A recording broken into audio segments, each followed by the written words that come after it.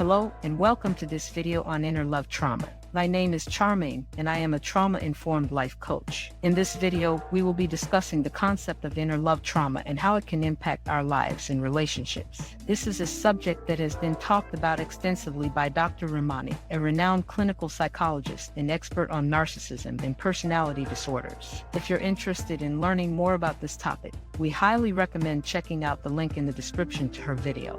Inner love trauma refers to the deep-seated emotional wounds that can arise when we don't receive the love and validation we need during our formative years.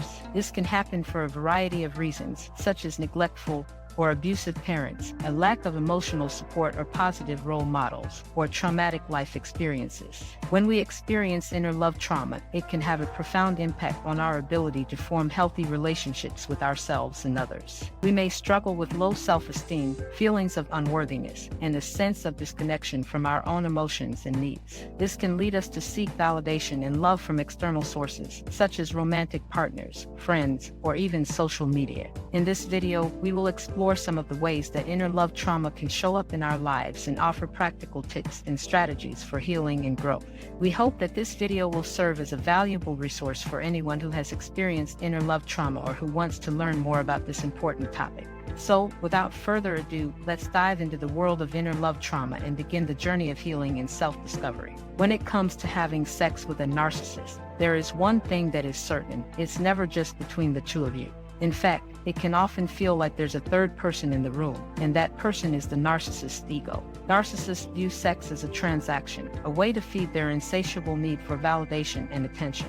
As a result, they are rarely able to connect emotionally with their partner, which can make sex with a narcissist a cold, distant, and unsatisfying experience. In my experience, sex with a narcissist can be particularly damaging because they often use it as a way to manipulate and control their partner. For example, they may use sex as a reward for good behavior or withhold it as punishment for perceived slights. They may also use sex to triangulate their partner with other people, such as a dead ex or a celebrity crush, in order to play on their insecurities and make them feel inadequate.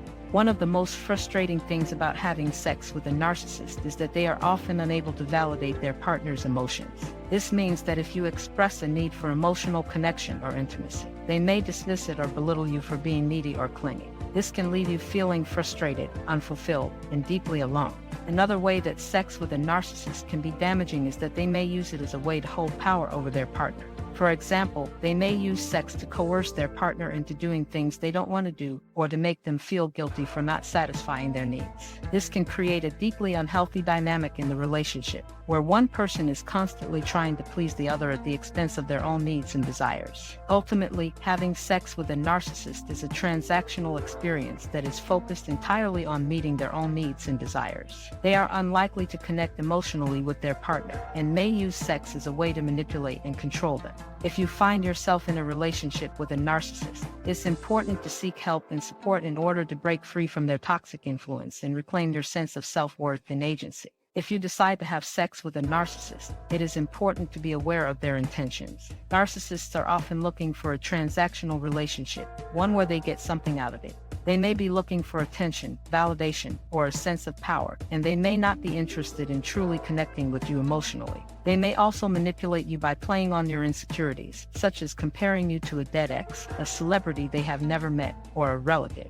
Be aware of the power dynamics in a relationship with a narcissist and to set clear boundaries. Be sure to communicate openly and clearly about your needs and expectations so that you can protect yourself and your feelings. Make sure that you are engaging in consensual, respectful behavior, and if the narcissist is not, you should leave the situation or end the relationship. It is important to remember that although narcissists can be difficult to deal with, still people and take responsibility for your own feelings and behavior as well. Be sure to take care of yourself and prioritize your own emotional needs. Self-care can be a powerful form of self-protection when it comes to dealing with a narcissistic partner or friend. Seek out counseling or therapy if needed to help you cope with the emotional aftermath of the relationship.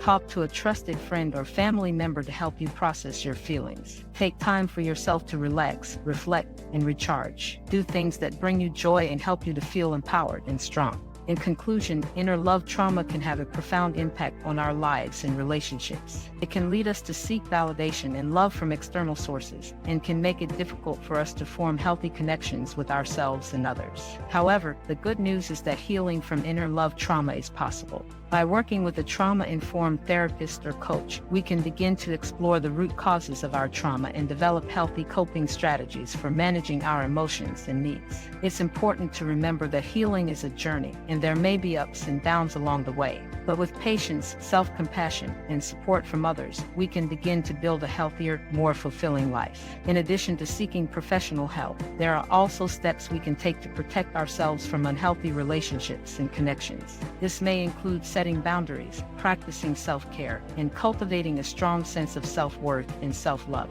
Ultimately, the lesson to be learned from inner love trauma is that our experiences in life shape us, but they don't define us. We have the power to break free from patterns of trauma and unhealthy relationships, and to create a life that is grounded in self-love, authenticity, and growth. Thank you for watching this video, and we hope that it has provided you with some valuable insights and tools for your own healing journey.